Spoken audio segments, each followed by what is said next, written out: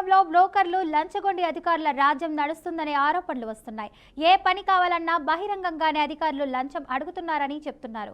Urea బస్తాల నుంచి ప్రభుత్వంలో ఏ పథకం వచ్చినా అధికారుల జేబులు తడవనిదే పని కావడం లేదని లబ్ధిదారులు మండిపడుతున్నారు. తాజాగా డబ్బులు ఇస్తేనే ఇందిరమ్మ ఇల్లు బిల్లు మంజూరు చేస్తానంటూ లబ్ధిదారుడికి గ్రామ కార్యదర్శి డిమాండ్ చేస్తున్న ఆడియో కాల్ లీక్ వైరల్గా మారింది.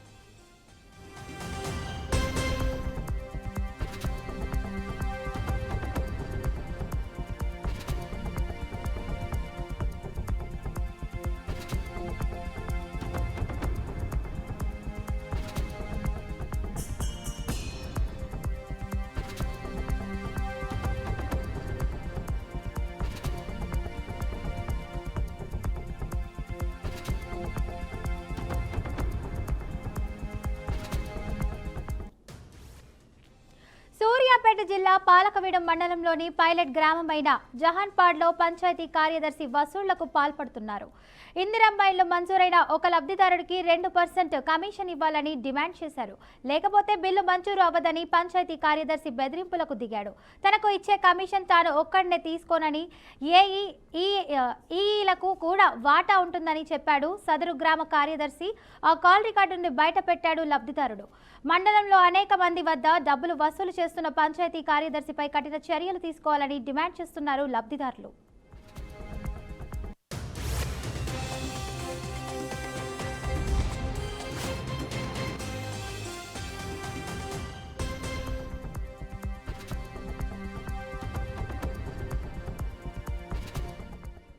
ఈ ఘటనపై మంత్రి ఉత్తమ్ కుమార్ రెడ్డి సీరియస్ గా స్పందించారు. అవకతవకల విషయం తన దృష్టికి వచ్చిన వెంటనే సదరు కార్యదర్శి వెంకటయ్యను సస్పెండ్ చేయడంతో పాటు ఏసీబీ కేసు నమోదు చేయాలంటూ జిల్లా కలెక్టర్ను మంత్రి ఉత్తమ్ కుమార్ రెడ్డి ఆదేశించారు. తక్షణమే రంగంలోకి దిగిన జిల్లా కలెక్టర్ తేజస్ నందాలాల్ పవార్ సదరు కార్యదర్శి వెంకటయ్యను సస్పెండ్ చేయడంతో పాటు ఏసీబీ అధికారులు కేసు నమోదు చేశారు. 1-2 రోజుల్లో వెంకటయ్య అరెస్ట్ అయ్యే అవకాశాలు ఉన్నాయి.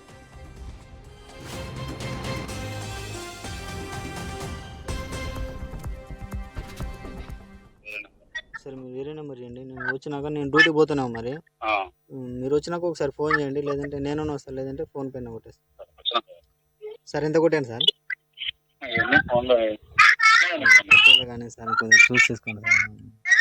మొత్తం కలిపి ఇక మళ్ళీ అడిగేది ఉండదు. ఇక అందరం కలిపే ఇక వాళ్ళు అడగలేరు కాబట్టి సరే మీ ఇష్టం, మీరు ఏదైనా చేసుకోవాలి. అన్ని కలిపి 5 లక్షలకు ఇప్పుడు ఏ కూడా 2% కూడా లేదు అదే 2%.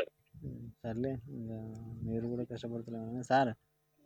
అంటే ఎంత చెప్తారు సార్? 20 ఒక్కసారి రాదు. అదేలే మళ్ళీ ఇంకో కిలో ఇంకొక ఏ గారికి ఎందుకు ఇస్తారు సార్ మీరు?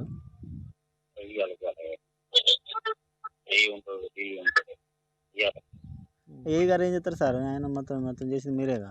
మొత్తం చేసింది అన్ని ఊర్లలో నడుస్తుంది. మనం చెప్పకూడదు, అదేలే అన్ని ఊర్లలో నడుస్తుంది. ఏం చెప్పట్లేదు, లేట్ చేస్తున్నావు. ఇంత టైం అవుతుందని చెప్తే నేను ఏదో చెప్తాను. అదేలే కానీ సార్, ఇప్పుడు అయిపోద్దని బ్యాంక్కి పోయినా సార్. ఇంట్లో ఉన్నాయని పోతే ఇక మనోళ్ళు ఇంటి వాళ్ళు చేనుగాడికి పోయారు సార్. మొన్న బర్త్డే తీసుకోలే, ఆడ ఇల్లు కుల కొట్టినా ఆడ పెడదామని తీసుకోలే, బ్యాంకులోనే ఉంచిన. సరే సార్, పని చేయి మరి. సార్ తీసుకొని రేపు వస్తావా? నేడిజల్ వస్తావా? నేడించలా సార్? నేడించలో వచ్చి ఆడ ఫోన్ చేయండి సార్.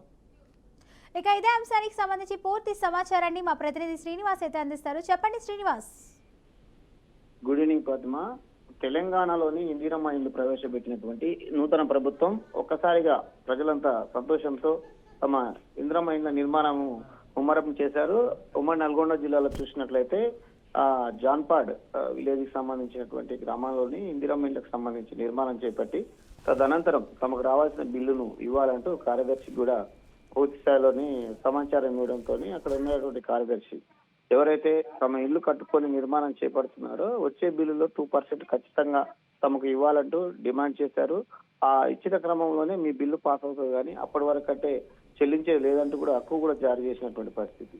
గత్యంతరం లేక అదే గ్రామానికి సంబంధించినటువంటి మరొక వ్యక్తితో కార్యదర్శిని నెంబర్ తీసుకొని సందర్శించగా అక్కడికి చేరుకున్నటువంటి కార్యదర్శి కూడా పూర్తి సమాచారం చెప్తూ ఎవరైతే మీ ఇంటికి సంబంధించిన వివరాలు ఉంటాయో అది పొందుపరచుకోవాలి, దాంతో పాటు 10,000 రూపాయలు ఇవ్వాలి, మిగతా తర్వాత 5,000 రూపాయలు ఇవ్వాలని కూడా ఆయన చెప్పడం కూడా జరిగింది. అదే విషయానికి ఇబ్బంది పడ్డటువంటి ఎవరైతే ఇందిరమ్మ సంబంధించినటువంటి బెనిఫిషియర్స్ ఉన్నారో కాల్ రికార్డ్ చేయడం కూడా జరిగింది. ఇదే విషయానికి సంబంధించి సంబంధిత అధికారులకు కూడా సమాచారం ఇవ్వడంతో ఒక్కసారిగా ఆ రాష్ట్ర మంత్రివర్యులు ఉన్నటువంటి అదే కాన్స్టిట్యూన్సీకి సంబంధించినటువంటి ఉత్తమ్ కుమార్ రెడ్డి గారు ఈ విషయంపై వెంటనే స్పందించి అతన్ని సస్పెండ్ చేయాలంటూ కూడా ఒక అధికారులకు ఆదేశించడం జరిగింది. ప్రధానంగా చూసుకున్నట్లయితే తెలంగాణ వ్యాప్తంగా మోడల్ గా తెలంగాణ ప్రజల యొక్క అభివృద్ధి ధ్యేయంగా పనిచేస్తున్నటువంటి కాంగ్రెస్ ప్రభుత్వం చేస్తున్నటువంటి అనేక సంక్షేమ పథకాలలోని ఎలాంటి అవినీతికి ఆరోపణలకు తావు లేకుండా ఉండాలని గతంలో కూడా ఒక టేబుల్ కూడా నిర్ణయించారు. ఆ టేబుల్ ప్రకారం ఇందిరమ్మ ఇళ్లు అర్హులకు మాత్రమే ఇవ్వాలి, అర్హులైన వారందరికీ త్వరగా నిర్మాణాలు పూర్తి చేసి ఇవ్వాలనేది ప్రభుత్వ లక్ష్యం చేస్తున్నటువంటి పని.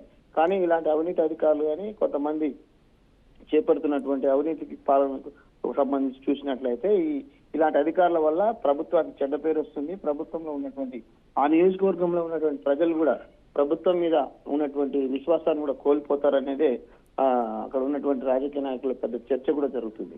ఇలాంటి విషయాలు పునరావృతం కాకుండా చూడాలంటే అతన్ని సస్పెండ్ చేస్తూ సర్వీస్ రిమూవ్ చేయాలని కూడా అక్కడ ఉన్నటువంటి పేద ప్రజలు కూడా పెద్ద ఎత్తున ఆవేదన వ్యక్తం చేస్తున్నారు. ఇక నుండి తెలంగాణ వ్యాప్తంగా ఇందిరమ్మ ఇళ్లలో ఎక్కడ అవినీతికి పాల్పడ్డా ఒక నెంబర్ ను కూడా ప్రభుత్వము టోల్ ఫ్రీ నెంబర్ ను కూడా యాడ్ చేసింది. ఎవరైతే డబ్బులు అడుగుతారో సంబంధిత ప్రజాప్రతినిధులు కావచ్చు, వారికి సంబంధించినటువంటి కార్యదర్శులు ఆ పనిలో చేస్తున్నటువంటి హౌసింగ్ డిపార్ట్మెంట్ ఎవరు అడిగినా వారిపై చర్యలు ఉంటాయని ప్రభుత్వం అయితే పెద్ద ఎత్తున సీరియస్ గా తీసుకున్నటువంటి పరిస్థితి. Fatima. Right, thank you Srinivas.